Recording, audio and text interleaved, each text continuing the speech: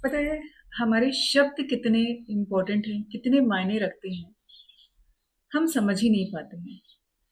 कई बार हम बहुत मुश्किल में तो नहीं होते हैं, पर हम ऐसा सोचने लगते हैं या ऐसा बोल देते हैं कि हमारी लाइफ की तो मुश्किलें ही नहीं खत्म हो रही हैं। हम ये नहीं कह पाते हैं कि अभी लाइफ में ये प्रॉब्लम है, तो इसको खत्म करना इम्पोर्टेंट है या इसका सॉल्यूशन ढूँढना इम्पोर्टेंट है। हम फोकस उस बात पे कर लेते हैं कि हमारी लाइफ की तो कभी भी प्रॉब्लम समाप्त ही नहीं होती हैं। एक के बाद एक आती ही जाती हैं। फिर हम किसको इनवाइट कर रहे हैं अपनी लाइफ में? सोचिएगा। कई बार ऐसा होता है कि हमारे अंदर थोड़े बहुत कॉन्फिडेंस की कहीं पर कमी होती है और हम ऐसा बोल देते हैं हमारे अंदर तो कॉन्फिडेंस ही नहीं है। कई बार ऐसा भी होता है कि हम थोड़ा बहुत कुछ सोचने लगते हैं, थोड़ी बहुत ओवरथिंकिंग करते हैं, पर हम उसको ये नहीं कहते हैं कि थोड़ा बहुत सोच लिया या इधर-उधर की बातें दिमाग में आ गई। हमारा फोकस उस पे हो जाता है कि हम तो ओवरथिंकर हो गए हैं, ओवरथिंक करते जा रही हूँ मैं और फिर लगता है I am not good enough, I am not worthy, I am overthinker, I am problem creator और फिर धीरे-धीरे हम अपने ब्रेन को यही सिग्नल देने लगते हैं कि यही हमारी आइडेंटिटी है। और फिर हमारा ब्रेन तो और भी महान है। वो फिर उसी बात को सच बनाए रखने में जुट जाता है। वो धीरे-धीरे हमको ओवरथिंकर बना देता है, धीरे-धीरे हमको अंडर कॉन्फिडेंट बना देता है। धीरे-धीरे वो ऐसी चीज़ें करता है कि हम जो बोलते हैं हमारी लाइफ में प्रॉब्लम्स ही प्रॉब्लम्स, तो धीरे-धीरे वो बहुत सारी प्रॉब्लम्स को लाकर सामने रख देता है। सिर्फ़ एक हमारी छोटी-सी थिंकिंग इतना कुछ कर सकती है। और फिर तब हम हर पॉसिबिलिटी को स्ट्रगल और हर अपॉर्च्युनिटी को चैलेंज में बदल देते हैं और फिर उसी के बीच में हम फँसे रह जाते हैं, एकदम स्टक हो जाते हैं।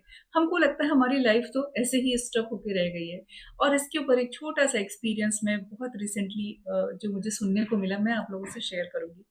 अक्सर होता है कि मैं इस बात पे फ़ोकस ही नहीं करती कि मैं बीमार हूँ या मेरी तबीयत ख़राब है या मैं कम सोई, क्योंकि ये हमारी लाइफ़ में डे टू डे होता ही रहता है, तो इसको हम चेंज नहीं कर सकते। पर हम चेंज क्या कर सकते हैं? अपनी थिंकिंग।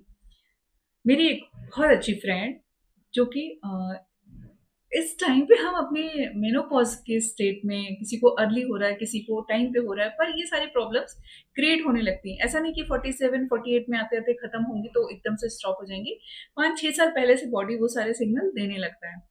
तो हुआ क्या कि वो बहुत ज़्यादा, जैसे आजकल हम रील्स देखते हैं, वीडियोज़ देखते हैं, तो वो उसपे मेनोपॉज़ में ये प्रॉब्लम होती है, मेंटली हम ऐसे हो जाते हैं, हमारी बॉडी में ये होता है और ये सारा करके ना उसको इतनी सारी प्रॉब्लम्स क्रिएट हो गई कि उसको डॉक्टर के पास जाना पड़ा, डॉक्टर से मेडिसिन लेनी पड़ी। पर जब मेरे से उसकी बात हुई और मैंने उसको बोला और हमारी बात होती रहती है, तो वो अक्सर मैं ये बोलती हूँ कि मैं नहीं सोई, ये मैंने कभी नहीं बोला कि मैं रात को ब बच्चों की वज़ह से लेट होता है, रूटीन चेंज होता है, मैं 10 बजे सो के 4 बजे नहीं उठ सकती। किसी दिन मैं रात को 2 बजे भी सोती हूँ और फिर 4 बजे, साढ़े 4 बजे मुझे उठना पड़ता है। तो ये हमारी रूटीन लाइफ़ है। तो उसको मैं अक्सर बोलती रहती हूँ कि देखो कुछ भी नेगेटिव मत बोलो।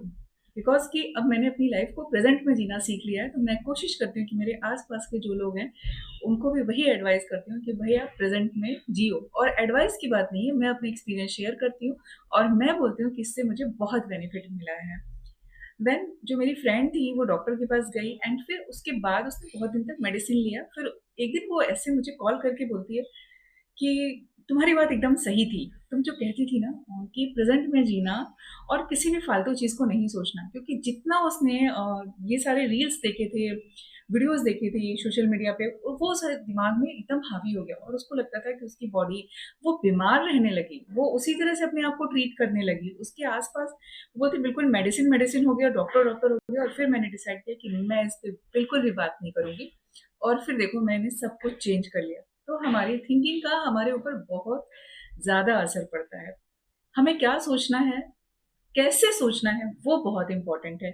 ऐसा नहीं लाइफ है तो प्रॉब्लम्स नहीं आएँगी, प्रॉब्लम्स तो आएँगी, पर हमारे पास प्रॉब्लम्स का सॉल्यूशन है, हमें फोकस सॉल्यूशन पे करना है। हमारी अगर हेल्थ ठीक नहीं है तो उसको ठीक करने पे फोकस करना है। हमें हर समय ये नहीं कहना है कि हम बीमार हैं।